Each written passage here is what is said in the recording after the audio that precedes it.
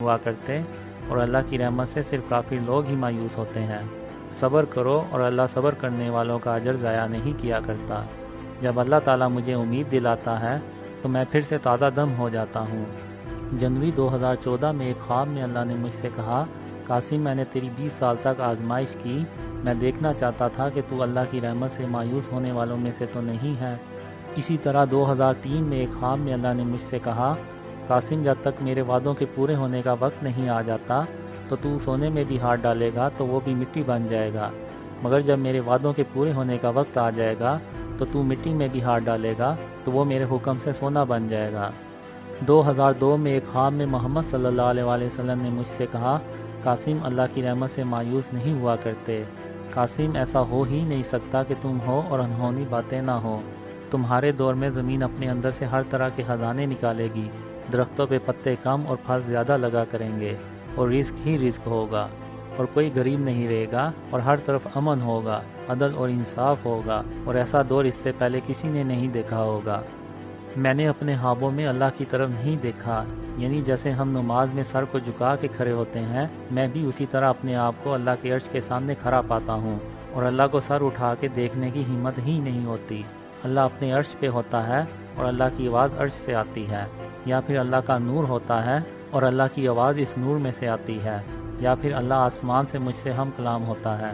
اسی طرح میں محمد صلی اللہ علیہ وسلم کے سامنے بھی سر کو جھکا کے کھڑا ہوتا ہوں، اور محمد صلی اللہ علیہ وسلم کے سامنے سر کو اٹھانے کی ہمت ہی نہیں ہوتی، اور یہی وجہ ہے کہ میں آج تک محمد صلی اللہ علیہ وسلم کا چہرہ نہیں دیکھ سکا۔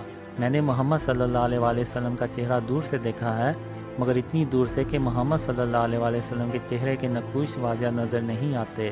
ایک خواب میں محمد صلی اللہ علیہ وسلم سے میں گلے ملا تو میرا پورا جسم گواہی دے رہا تھا کہ میں محمد صلی اللہ علیہ وسلم سے گلے مل رہا ہوں، اور میں کئی خوابوں میں محمد صلی اللہ علیہ وسلم سے ہاتھ ملا چکا ہوں، اور میرا ہاتھ وہی دیتا ہے کہ میں محمد صلی اللہ علیہ وسلم سے ہاتھ ملا رہا ہوں۔ میں نے ستمبر 2015 میں پہلی بار محمد صلی اللہ علیہ وسلم کی آنکھوں میں دیکھا، اور جب میری نظر محمد صلی اللہ علیہ وسلم کی آنکھوں پہ پڑی تو میری نظریں وہیں جم گئیں، اور میں ان کے چہرے کی طرف نہ دیکھ سکا، اور مجھے ایسا لگا کہ جیسے اللہ تعالیٰ نے اپنا سارا نور محمد صلی اللہ علیہ وسلم کی آنکھوں میں بھر دیا ہو۔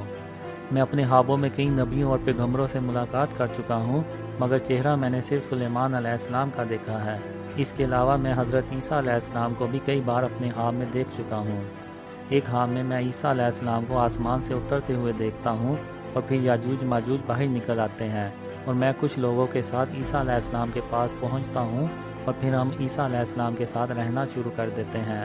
اور کچھ خوابوں میں دیکھتا ہوں کہ جب پوری دنیا امن سے بھر جاتی ہے تو اس کے کچھ سالوں کے بعد دجال ظاہر ہو جاتا ہے، اور دجال دنیا کے امن کو تباہ کرنے کی کوشش کرتا ہے۔ 1993 میں نے اپنے خوابوں کو باقاعدہ طور پہ ایک کاپی میں لکھنا شروع کر دیا۔ مثلا میں نے اللہ تعالیٰ اور محمد صلی اللہ علیہ وسلم کو کب اور کتنی بار خواب میں دیکھا اور ان سے کیا گفتگو ہوئی، مگر بدقسمتی سے کچھ سال پہلے سامان کی منتقلی کے دوران وہ کاپی مجھ سے گم ہو گئی۔ اللہ اور محمد صلی اللہ علیہ وسلم سے ہم کلام ہونے والے میرے ان خوابوں کی کل تعداد 800 سے زیادہ ہے۔ ان میں سے بہت سے خواب مجھے ابھی بھی یاد ہیں۔ آج سے کئی سال پہلے اللہ نے مجھے خواب میں بتایا کہ قاسم رات کو سونے سے پہلے سورہ اخلاص، سورہ فلق اور سورہ ناس پڑھ لیا کرو تاکہ شیطان تم سے دور رہے۔ اللہ کا شکر ہے کہ میں اس نصیحت پر کئی سالوں سے عمل کر رہا ہوں۔